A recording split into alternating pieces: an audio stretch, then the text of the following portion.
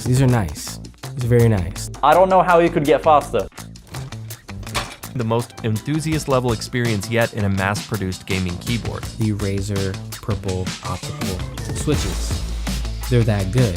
So they have laser beams inside of them. These optical switches are the best gaming-centric switches on any keyboard right now. I love the new switches. And this new upgrade just makes them even better. I was completely surprised at how fantastic they felt. When you're gaming, oh my god, that is gonna make a big difference. Overall, in my opinion, the Huntsman Mini is the best Razer keyboard that they've produced yet. They've really listened to community feedback over the years. Razer is really the only company who are reaching out to reviewers and media and community. Razer has really put forth a real contender for your money for a 60% keyboard. The Razer Huntsman Mini is a solid recommendation.